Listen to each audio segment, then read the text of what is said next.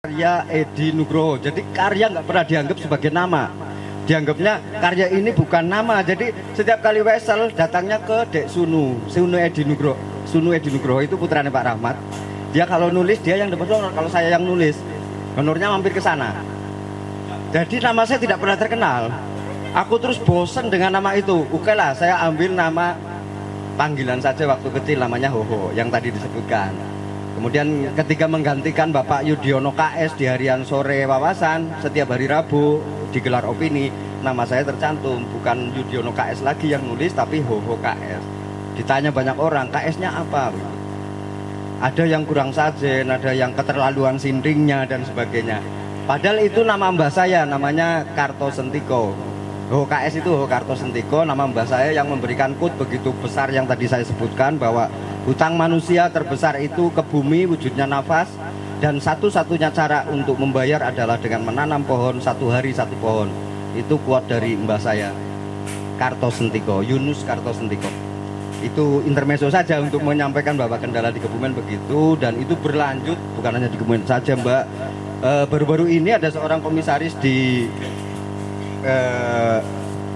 perusahaan BUMN yang baru diangkat, itu juga karena mengagungkan bahwa oh si ini wakil presiden terhebat nomor 1 begitu. Sekarang jadi komisaris, baru kemarin pagi dilantik. Namanya Pak Ade Armando. Jadi semua unsur kedekatan, Mbak. Kalau memuji-muji ya jadi dekat. Apa kita Kebumen akan kita bawa untuk meniru hal seperti itu, atau Kebumen akan mempunyai corak sendiri bahwa inilah kebumian? Nanti kita diskusikan setelah satu sesi pengungkapan jati diri dulu, atau sekedar dia bercerita atau apalah. Kita bantai rame-rame nanti ketika di acara diskusi. 3 orang yang ada di depan ini, mereka punya hak di depan itu untuk dibantai. Itulah literasi ya. Kita gali lebih dalam, kita tanyakan lebih dalam.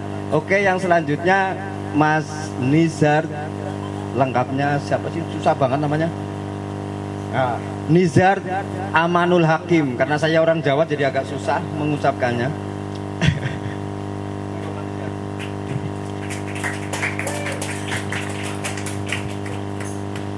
Okay, thank you very much for having me. Ki Pleret, ya, Ki Pleret, ya. Aku panggilnya Ki Pleret. Tadi ada Edi, ada Pak Edi, ada Pak Hoho. Saya panggilnya Ki Pleret karena ini dukun literasi. Oke, assalamualaikum warahmatullahi wabarakatuh. Selamat malam para generasi Kebumen yang peduli terhadap literasi di Kebumen. Sebelum saya masuk ke dalam pembicaraan, saya ingin berbicara tentang kafe atau kedai literasi ini. Ya, kedai literasi ini itu asbabun nuzulnya itu sebenarnya dari Paris, dari Paris, ya. Le Paris, dari Paris. Dulu di Paris pada abad akhir dari 16, sekitar ya 16 ke 17 itu ada kafe namanya Le Café du Colrot. Itu tempatnya orang-orang akademis, tempat orang-orang sipil, tempatnya orang-orang sastra, tempatnya orang-orang apapun di situ untuk berbicara tentang ide, untuk berbicara tentang masa depan bangsa Paris dan menentukan arah bangsa Paris. Itu asal usul dari kafe literasi di situ. Ya. Dulu di di Le Café du Colrot itu, mungkin teman-teman pernah belajar teorinya Montesquieu. Di situ lahir legislatif, eksekutif, yudikatif dipisah. Di situ ada Voltaire, di situ ada Jean-Jacques Rousseau. Nah, tokoh-tokoh besar itu lahir dari Paris, dari kafe-kafe kecil sebenarnya di situ. Nah, Kebumen ini mengadopsi kafe literasi. Ini konsekuensinya fatal ya, Pak. Karena harus ada ide di sini, harus ada gagasan di sini, harus ada pembicaraan tentang masa depan. Jadi kafe literasi ini pada dasarnya itu bukan sekedar tempat, bukan sekedar place, tapi space Apa bedanya tempat dan ruang, space dan place?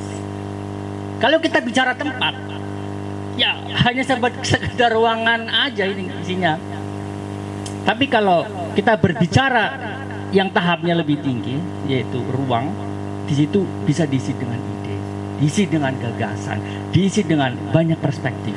Jadi di situ terlibat pengetahuan, terlibat daya afektif manusia, rasa kepemilikan, rasa ingin menumbuhkan sesuatu. Jadi cafe literasi ini bukan sekedar place tapi space, ruang yang melibatkan banyak variabel di situ sehingga menjadi memorable, sehingga menjadi satu tempat pergerakan.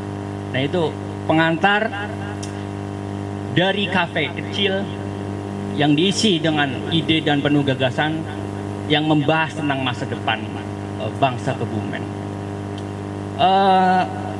Sebelum masuk kepada temanya itu pada malam hari ini apa ya? Membaca masa depan menentukan arah generasi literasi Kebumen. Kenapa kita harus membaca masa depan terlebih dahulu? Membaca masa depan itu akan kosong tanpa kita membaca masa lalu dan membaca hari ini.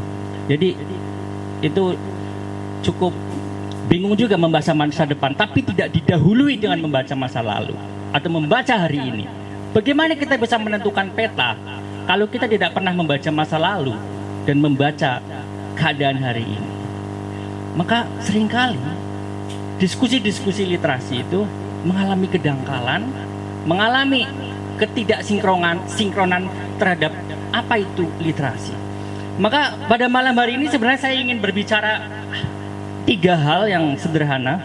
Saya mengajukan 3 pertanyaan tesis sederhana, yaitu apa itu literasi? Yang pertama, nanti kita bisa jawab bareng-bareng. Apa sebenarnya literasi itu? Mengapa kita harus berliterasi? Mengapa? Dan untuk apa kita berliterasi? Itu pertanyaan filosofis sebenarnya. Apa itu literasi? Seringkali definisi literasi kita pun kuno, gitu. Atau justru tidak relevan, atau justru understanding. Jadi salah mendefinisikan, sehingga definisi literasi yang kita pakai hari ini jangan-jangan itu definisi literasi pada abad pertengahan atau pada abad prasejarah. Gitu. Jadi sebelum untuk menjawab pertanyaan apa itu literasi sebenarnya, saya ingin menggunakan saya mempunyai tesis bahwa definisi literasi itu, pemahaman literasi itu sesuai dengan keadaan zamannya. Sesuai dengan keadaan zamannya. Apakah definisi literasi itu masih membaca, menulis dan lain sebagainya hanya sesimpel itu? No, enggak juga. Maka dari itu saya akan mengambil dan mengurai satu sejarah tentang, mungkin kalian pernah dengar revolusi zaman atau revolusi kognitif manusia. Sejak kapan manusia itu bisa berpikir? Sejak kapan manusia itu bisa memahami bahwa ini literasi? Jadi setiap zaman itu memiliki definisinya literasinya masing-masing. Misal, dulu ada zaman prasejarah. Apa literasi pada saat itu? Apa? Literasi pada saat itu adalah tentang disebut homo simbolikum, simbol. Literasi pada itu simbol, banyak lukisan di gua. Maka pada saat itu kuncinya cuma satu, orang yang menguasai simbol atau narasi tentang roh, tentang mitologi dan lain sebagainya, ya itu yang menguasai pada saat itu. Bila kita hidup di masa itu, iya kita akan menguasai.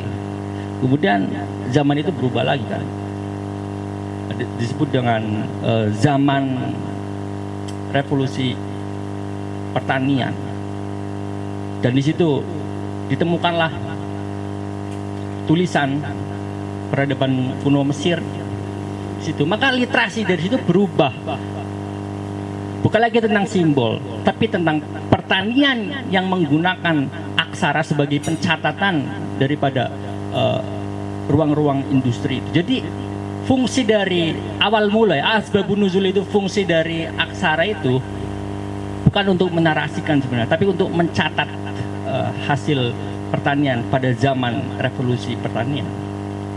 Definisi literasi pada saat itu ya tentang seputar itu, pencatatan, pertanian, kekuasaan tanah dan lain sebagainya. Maka berubah lagi kan zaman, kita sampai pada